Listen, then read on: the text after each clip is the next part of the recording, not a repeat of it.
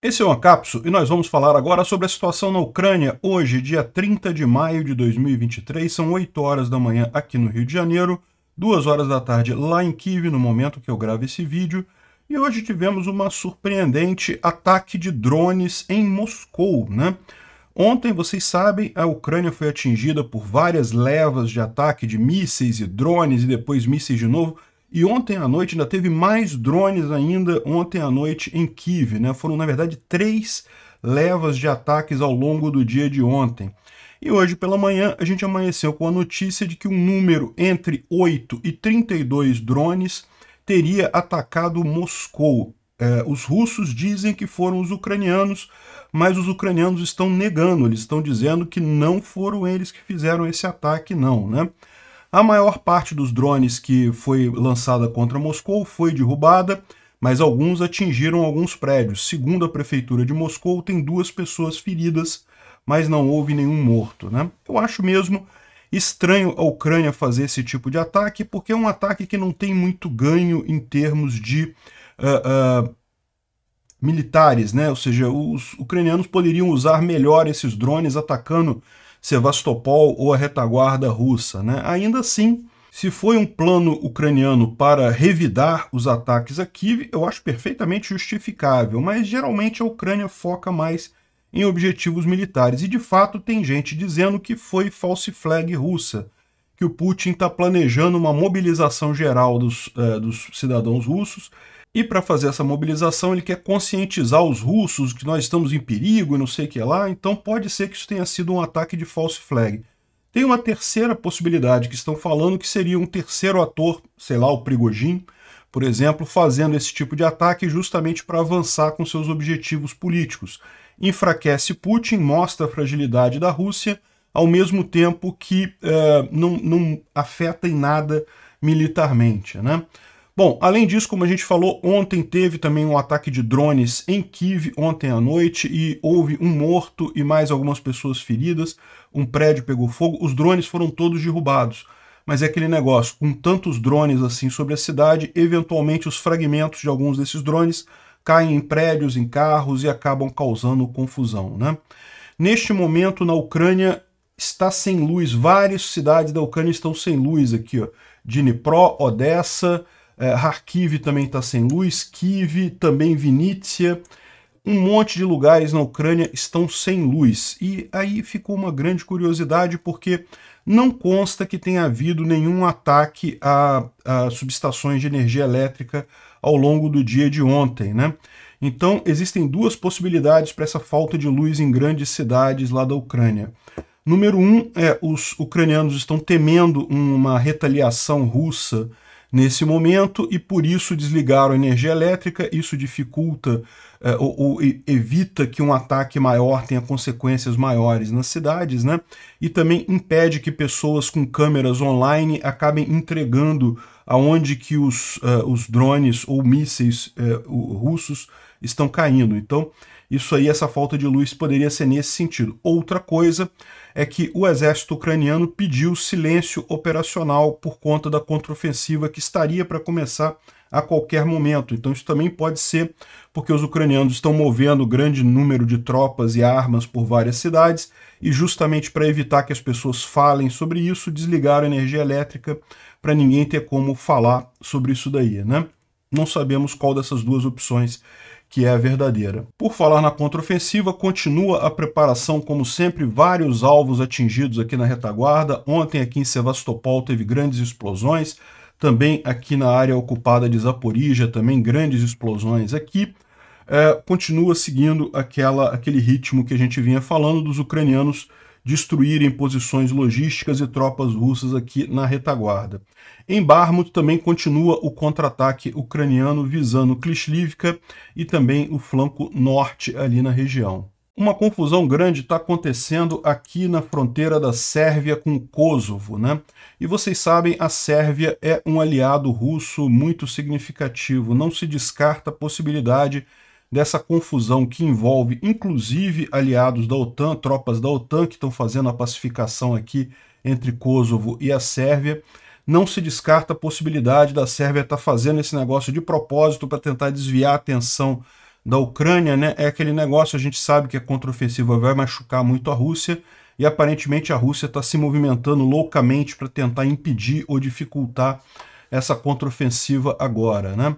E, além disso, teve o discurso do idiota do Lula com o Maduro, que foi todo um presente para Putin. Quem poderia imaginar isso, né? Eu avisei antes da eleição, esse idiota do Lula vai fazer aliança com todos os ditadores do mundo, com tudo que não presta no mundo, com todos os opressores que tiram a liberdade e destroem a economia de seus países. E tá aí o Lula junto com o Maduro lá em Brasília, fazendo discursinho para agradar o Putin. Vamos falar sobre essas e outras notícias em detalhes. Essas notícias foram sugeridas por Estação Verão, Respeitador de Casadas e várias outras pessoas. Obrigado aí ao pessoal que sugeriu a notícia. Obrigado a você que está assistindo o nosso vídeo. Se você gosta do nosso conteúdo, por favor, deixe o seu like e se inscreva aqui no canal, né? Pois bem, vamos começar com um grande assunto que foi um ataque de drone massivo em Moscou. Dá para ver os dronezinhos andando lá na região. Alguns foram destruídos supostamente por defesas antiaéreas, muito embora o pessoal está apontando que não dá para ver direito, né, o míssil que atinge esse drone, mas pode ter sido... Aqui eu tenho um... Não, isso aqui é do logo do cara, né? Pode ter sido algum tiro de arma pequena, né? Enfim, o drone se explode. Talvez ele tenha explodido no ar sem nem ter sido atingido por nada, né? Enfim, mas outros drones chegaram a atingir alguma coisa, né? Esse daqui, no caso, caiu num lugar vazio, não tinha nada ali perto, dá para ver aqui mas foi uma grande explosão. Os drones carregam bastante munição, né? E houve alguns prédios lá em Moscou que foram atingidos. Esse daqui é um exemplo de um prédio que foi atingido, várias janelas quebradas aqui, uma grande marca de explosão aqui, ou seja, o drone atingiu o prédio, muito embora parece que não teve nenhum dano estrutural aqui, né? O pessoal está falando sobre isso de forma frenética nos telegrams russos lá, né? Mas o curioso dessa história é que parece que a televisão russa não noticiou. Aqui no Brasil, se acontecesse uma coisa dessa, imediatamente ia entrar lá o plantão do Jornal Nacional, ou negócio de urgência, ali falando sobre o assunto. Lá na Rússia, não, a programação continuou normal. Aqui tem um PANTSIR, né, um sistema de defesa antiaéreo atuando aqui no caso dos drones, e o pessoal está dizendo aqui que o Ministério da Defesa russo disse que foram 8 drones, mas a mídia local lá está dizendo que foram 32 deles, né, tá muita coisa mesmo ali. Parece que houve uma explosão ali próximo a Moscou, no distrito de Ostachovo. Uma destilaria pegou fogo. Não se sabe se isso está relacionado aos drones, se foi um drone que atingiu a destilaria ou se ela pegou fogo por algum outro motivo. Vocês sabem, as coisas pegam fogo com muita facilidade na Rússia, mas isso está acontecendo ali. Então pode ser que um dos drones tenha atingido essa destilaria, causando um incêndio, né? Tem aqui um mapa preliminar que o pessoal está falando aqui dos drones, onde foram os ataques de drones. Aqui tem 1, 2, 3, 4, 5, 6, 7, 8, 9, 10 nesse mapa, mas já tem gente falando em mais, já tem uma atualização aqui que inclui outros pontos. E segundo as informações últimas, é entre 25 a 32 drones que foram lançados aqui em Moscou, né, que já foram confirmados aqui em Moscou. Bom, e que drones são esses, né?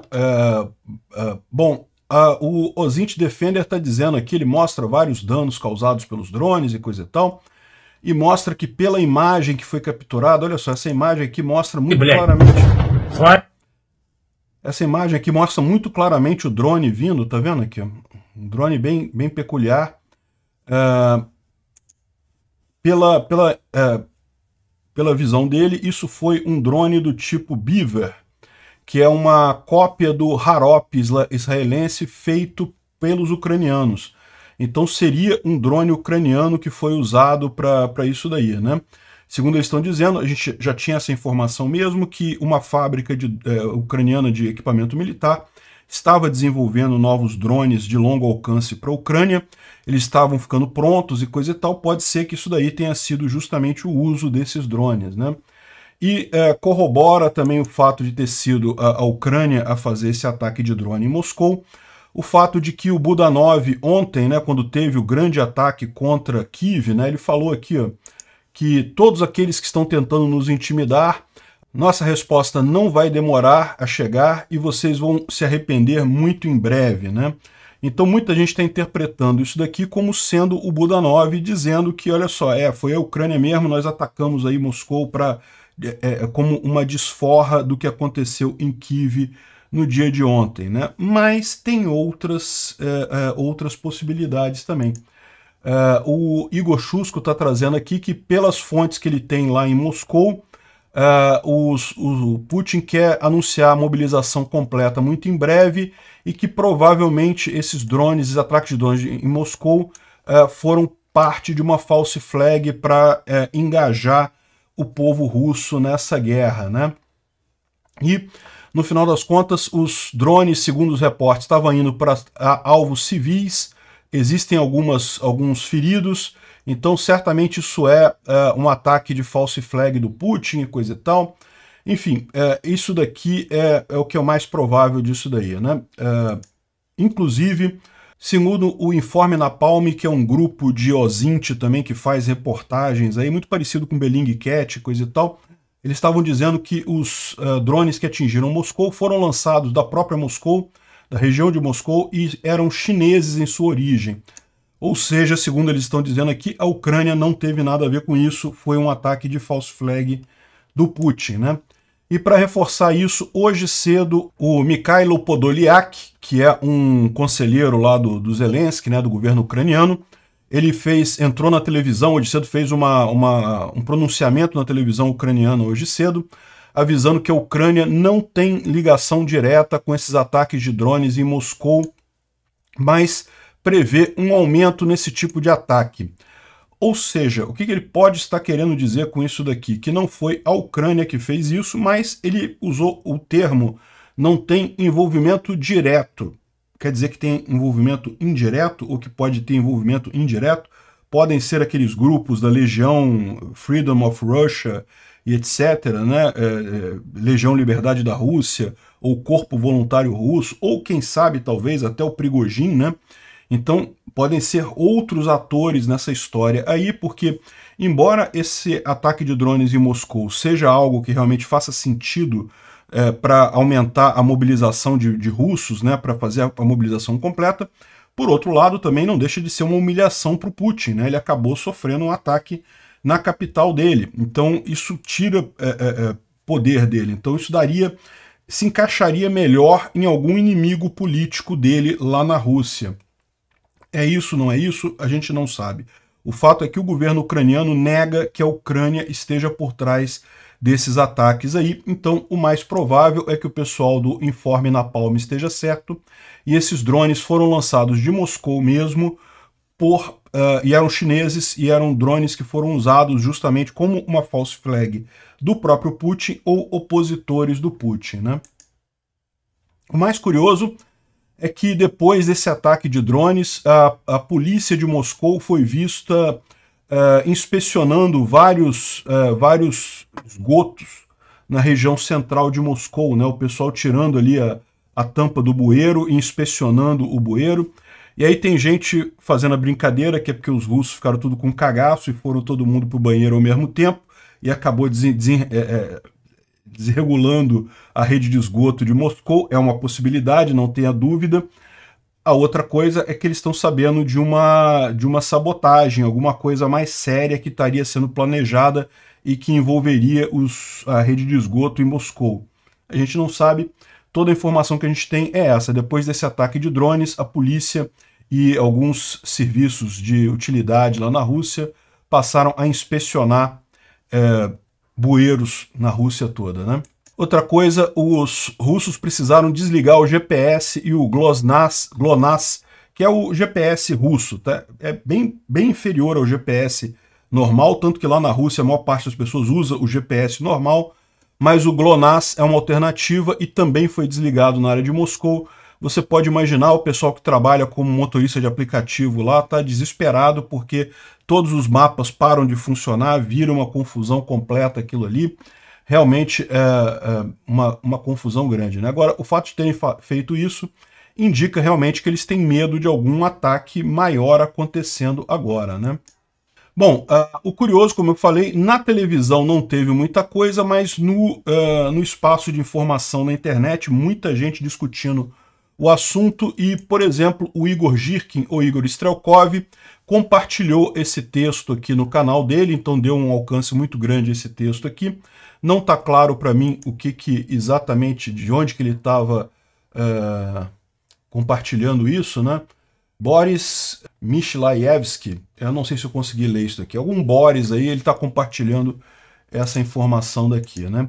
E basicamente o que ele diz é o seguinte, olha só, o canal do Telegram do Raibar, então o tal do Boris está falando do canal do Raibar, está trabalhando nos manuais enviados pela administração presidencial de Moscou. Moscou, em toda a sua história, já viu de tudo, já tivemos inimigos dentro do Kremlin, raids, inimigos a poucos quilômetros da cidade, e nada. Moscou sobreviveu a tudo isso, derrotou a todas essas pessoas, mastigou e cuspiu todos os inimigos que ousaram entrar na cidade. E a cidade está funcionando normalmente agora, né? Então o que o Raibar está falando aqui? Ele está falando que, olha, está tendo um ataque em Moscou, é verdade, mas Moscou já ganhou de Napoleão, já ganhou de não sei mais quem, já ganhou na Segunda Guerra Mundial, do Hitler.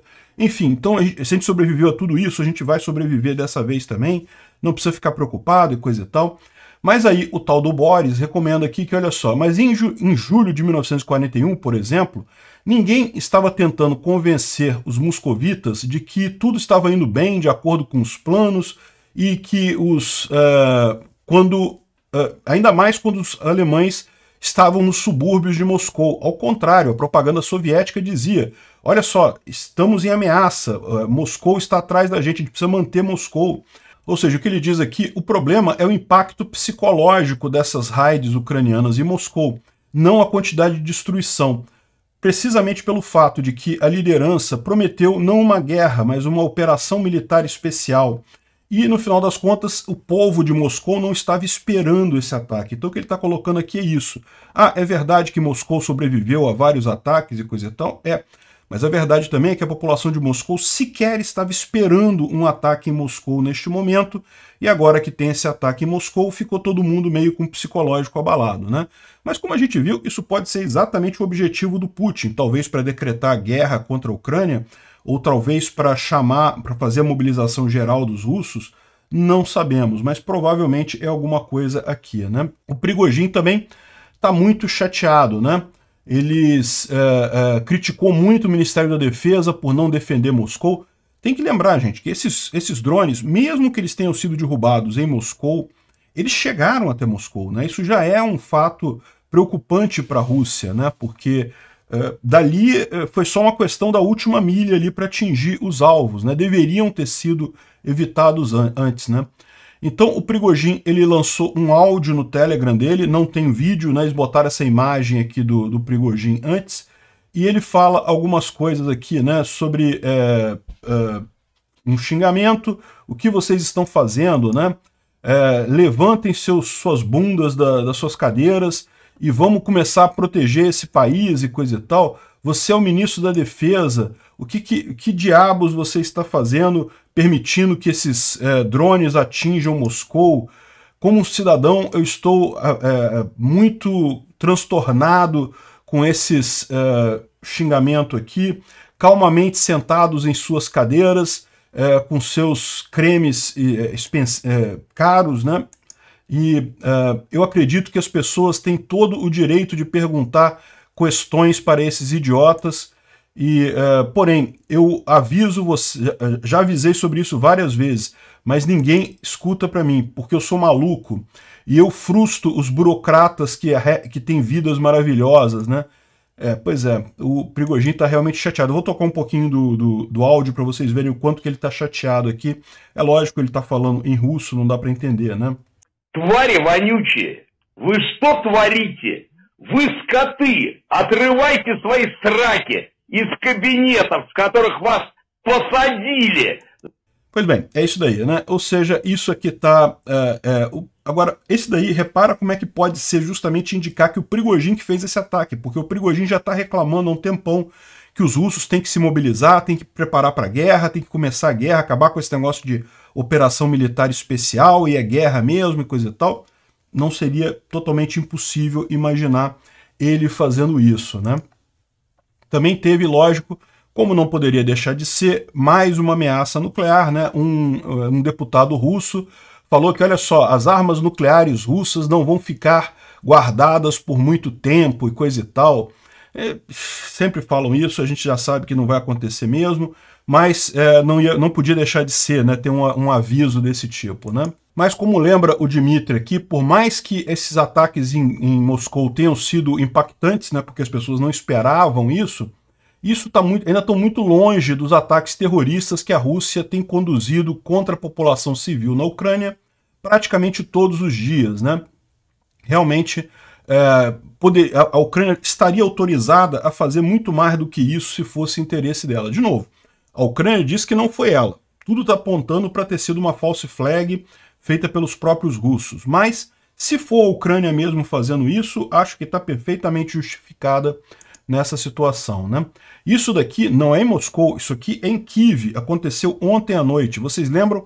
Quando eu gravei o vídeo de ontem, eu falei que teve um grande ataque de drones à noite com mísseis, então teve um monte de mísseis Ra-101, Ra-555 e mais drones Shahed durante a noite toda, de anteontem para ontem. E na hora que eu estava gravando o vídeo, tinha acabado de acontecer, no horário de almoço lá em Kyiv, mais um ataque com 11 mísseis Iskander, né? E aí depois disso tudo, ontem à noite, teve mais um ataque com drones. Foram 31 drones Shahed lançados de diversas direções, em várias ondas, e 29 drones foram derrubados pela defesa antiaérea. Alguns chegaram a atingir os alvos, né? 2 chegaram a atingir os alvos. Esse caso aqui não foi um drone que atingiu um alvo, foi um drone derrubado pela defesa antiaérea, mas que o fragmento acabou causando um incêndio ali em Kyiv e acabou, inclusive, tendo vítimas aqui. Uma pessoa morreu, várias ficaram feridas, teve um monte de gente que teve que ser evacuada, justamente porque né, teve um incêndio nesse prédio e carros também destruídos. Aqui, ó. Isso aqui foi como terminou a coisa, o prédio todo destruído, vários carros destruídos, justamente em função desse ataque de drones, né? Foi uma mulher de 33 anos que morreu e 9 pessoas feridas e outras 4 em outras regiões de Kyiv, né? Então você vê que esse ataque russo é muito pior. E mais do que isso, é um ataque contra alvos civis, não tem nada de militar ali, não tem nada de que efetivamente faça diferença nessa guerra, né? Agora, uma coisa que o pessoal está levando em conta aqui é o seguinte: por que a Rússia está fazendo tantos ataques aqui, né? E o objetivo deles é tentar destruir o Patriot. Eles precisam fazer isso. Por quê? Porque eles sabem que os ucranianos, certamente, mantendo o Patriot, eles vão rapidamente receber outros, né? Essas primeiras 3 baterias de Patriot que foram enviadas para a Ucrânia, elas foram meio que tentativa, né? Sempre assim, as primeiras armas que são mandadas, o Ocidente manda, mas ele fica preocupado, porque ele não quer também desperdiçar a bateria Patriot, não quer que isso caia na mão do inimigo, né? Então ele manda algumas armas para ver se os ucranianos conseguem de fato usar, e isso não é um desperdício. Por isso, os russos estão usando todo o restinho do estoque que eles têm de mísseis para tentar destruir esse Patriot. Por quê? Porque eles sabem que se não destruírem o Patriot, os americanos provavelmente vão mandar mais sistemas. Os americanos, a OTAN como um todo, vão mandar mais baterias do Patriot, e eles já viram que o Patriot machuca muito os russos, né? Então, no final das contas, o que eles estão vendo aqui é que os 11 mísseis Iskander ontem, né, que os russos esperavam que não seriam interceptados, mas foram todos interceptados, no final das contas está mostrando que a Ucrânia agora tem um Iron Dome dela, tal como Israel, lá pelo menos em Kyiv, né? Nas outras cidades ainda são outros sistemas não tão eficientes, mas pelo menos em Kyiv o problema está resolvido. E agora é só uma questão da Ucrânia receber mais sistemas Patriot para justamente proteger as outras cidades, né? E isso é que os russos temem no final das contas.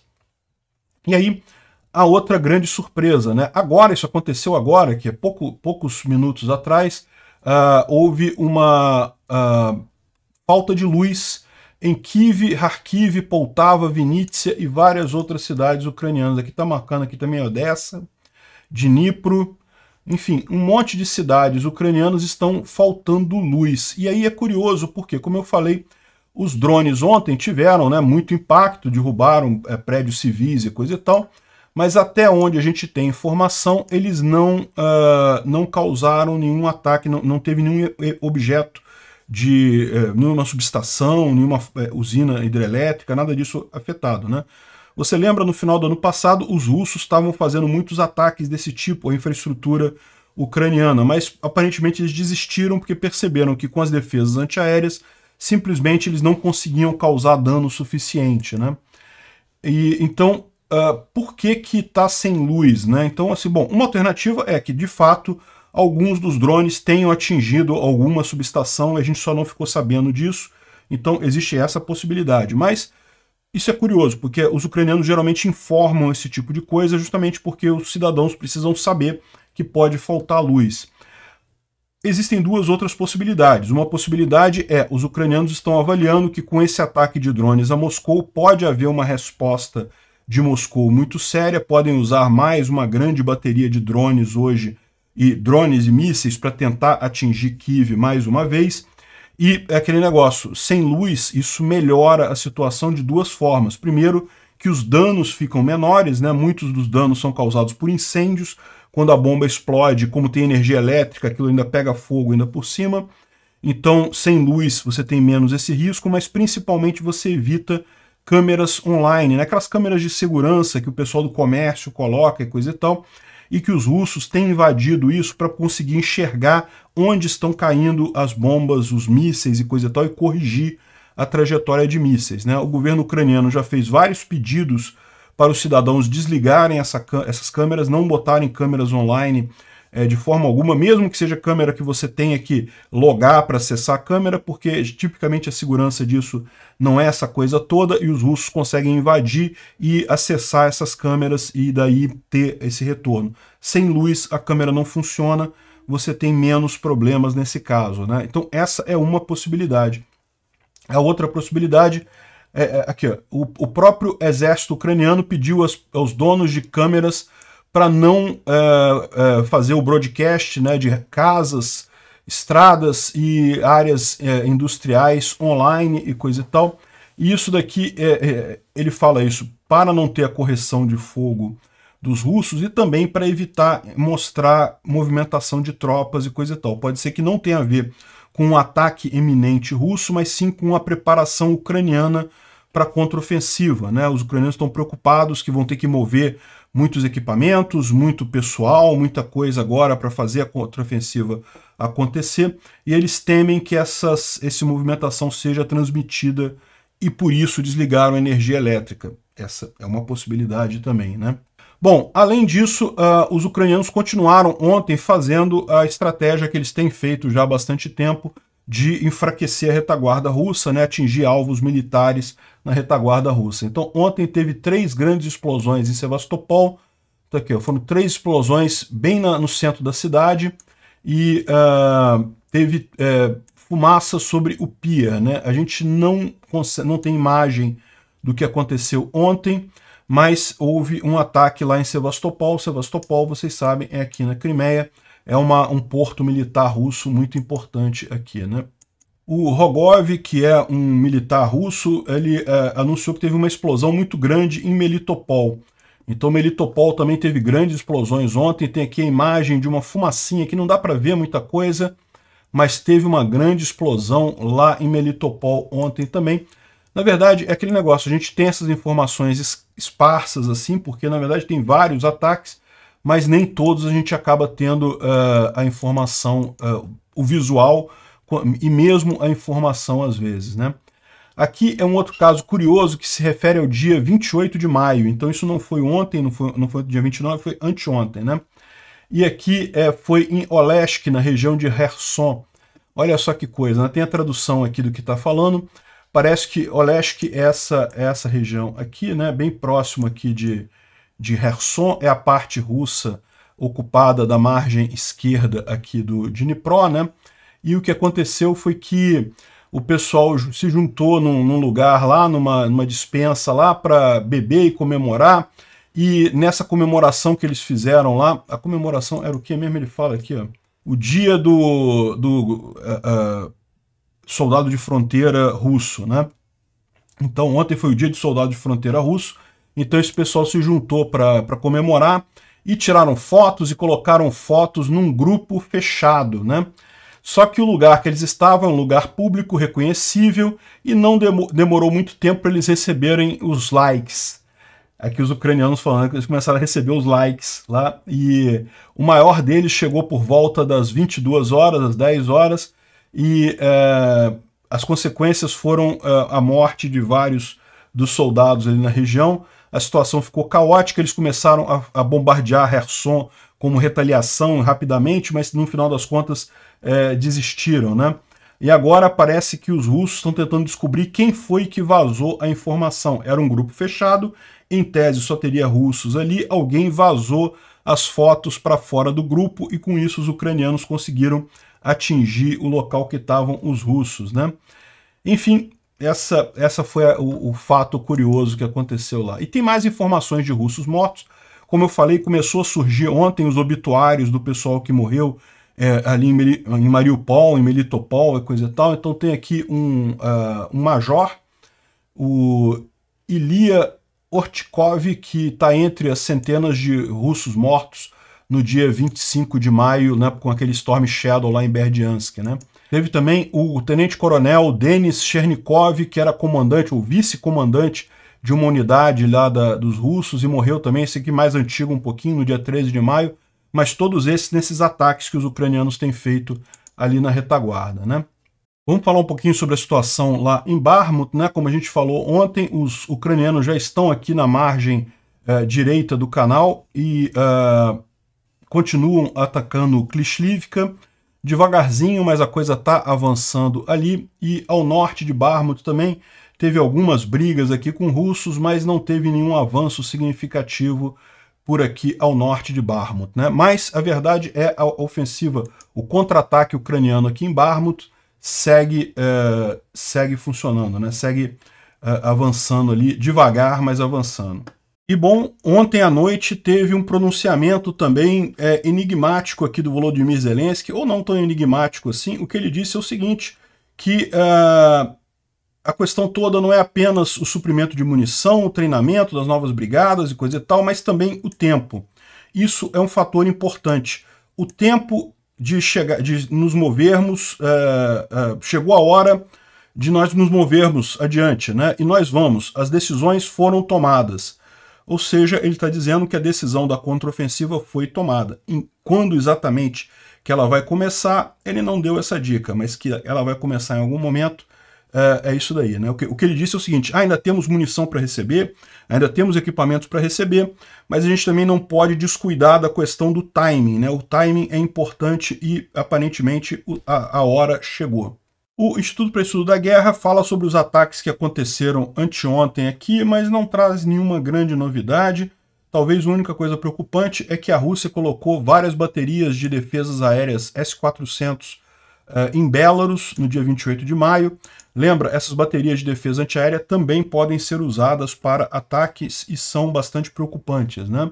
Bom, uma outra coisa que aconteceu ontem que foi bastante crítica é uma briga entre forças de paz da OTAN lá em Kosovo, né? Kosovo fica aqui próximo à Sérvia, aqui nos Balcãs. Existe um conflito muito grande que já dura há várias décadas. Está parado, não tinha nenhum conflito imediatamente agora, mas parece que ontem um grupo de fanáticos sérvios fez ataques contra as forças de paz da OTAN lá em Kosovo, né? Parece que feriram 11 soldados italianos aqui, ó. 11 soldados da Itália e 19 do contingente da Hungria, com vários ferimentos, fraturas, queimaduras, enfim, e também 3 dos soldados húngaros, né, foram feridos com o uso de armas de fogo, né? Os ferimentos não ameaçam a vida desses soldados, mas eles foram feridos, né? Então, ou seja, estão querendo causar um problema aqui entre Kosovo e a Sérvia, e o motivo disso é simplesmente lógico diversionismo do Putin. O Putin quer criar diversionismo, quer criar factoide para tentar tirar força da contraofensiva ucraniana que está vindo aí, né? Aparentemente, até aqui não aconteceu nada de mais sério, os tumultos foram contidos, mas para vocês terem uma ideia, eu nem posso mostrar esse vídeo todo aqui, porque se eu mostrar esse vídeo aqui, o YouTube amarela o meu vídeo, né? Bom, algumas boas notícias. A Dinamarca vai aumentar o apoio militar ucraniano com mais 3 bilhões de dólares. Então, entre esse ano e o ano que vem, eles vão disponibilizar mais 3 bilhões de dólares em apoio militar à Ucrânia. Excelente notícia isso. E outra notícia interessante é que o Biden fez uma entrevista agora cedo lá nos Estados Unidos e falou que ataques ainda estão sendo considerados, né? Não foram liberados ainda para a Ucrânia, mas está sendo considerado isso daí, né? O pessoal está reclamando aqui que está meio lenta essa consideração dos ataques, mas a coisa está caminhando. Bom, e como não podia deixar de ser, o idiota do Lula se juntou ao Maduro aqui no Brasil. A gente já sabia que isso ia acontecer, eu sempre deixei claro isso, sempre falei muito antes das eleições. O Bolsonaro errou com relação à Rússia? Errou, é verdade. Agora, o Lula, caramba, o Lula vai se alinhar com esse pessoal diretamente, não só com a Rússia, mas com Venezuela, Irã, China, automaticamente vai se alinhar com essas ditaduras todas. E é o que está acontecendo. O Lula chegou ontem ao extremo de dizer que as atrocidades, a ditadura do Maduro é porque o pessoal faz fake news, fala maldade da Venezuela, que não é tão ditadura assim, que o Maduro é gente boa. Ô Lula, com você ele é gente boa, é lógico que ele é gente boa, ele quer pegar seu dinheiro emprestado, aliás, o nosso dinheiro emprestado, é lógico que ele vai ser gente boa com você, mas olha as imagens dos tanques passando por cima das pessoas lá na Venezuela. É ditadura sim, é um absurdo o Brasil estar se alinhando com essas pessoas, né? E o pior, o discurso que eles fizeram é um discurso que vai direto no coração do Putin. E que, diga-se de passagem, é um discurso que eu estou vendo muita gente da direita também fazer, que é o negócio do discurso do mundo multipolar. Não que temos que ter um mundo multipolar, porque os Estados Unidos são um grande problema e coisa e tal, e o mundo multipolar vai resolver. E eu já falei para vocês isso, essa história de mundo multipolar, seria bom se tivesse vários polos no mundo, não só os Estados Unidos, acho sim que seria muito melhor você ter competição, né? Nisso daí seria muito melhor, mas vamos combinar, Rússia, China, tá de sacanagem, né? Você quer isso como polo, ditaduras, é isso? Não tem como, não tem como. Na hora que for, o mundo multipolar vai surgir quando tiver um polo ainda mais libertário, ainda mais liberal que os Estados Unidos. Aí sim pode ser que você tenha um mundo multipolar. Com Rússia e China não tem lógica nenhuma isso, né? Enfim, o que eles fizeram foi justamente cantar de novo essa ladainha do mundo multipolar, que não, que os Estados Unidos é o vilão, que temos que nos alinhar ao mundo multipolar e coisa e tal. E o que eu acho mais impressionante isso é que tem gente da direita comprando esse papo. Acho um absurdo isso daí. Esse pessoal devia procurar se informar melhor. Enfim, outra notícia que a gente tem agora é que o Putin confirmou que ele pode ir para a África do Sul. A África do Sul, ela fez passou uma legislação garantindo que o Putin pode ir para lá e que não vai ser preso enquanto estiver na África do Sul. Então, muito em breve, se não me engano, é agosto, o Lula vai poder apertar a mão do Putin. Vamos ver se o Lula vai fugir do Putin lá no BRICS, igual fugiu do Zelensky no G7. Quer apostar que não? Que vai imediatamente abraçar o Putin, beijar, ficar de quatro, pedir para ser enrabado. Imediatamente o Lula vai abrir o cu pro Putin lá no BRICS. Pode ter certeza disso. Obrigado por assistir o vídeo até o final. Além de curtir, compartilhar e se inscrever no canal, considere se tornar patrocinador com valores a partir de R$ 1,99. Clique no botão Seja Membro abaixo para saber as condições e vantagens de patrocinar o canal. Mais informações sobre o nosso projeto, visite nossos sites indicados na tela.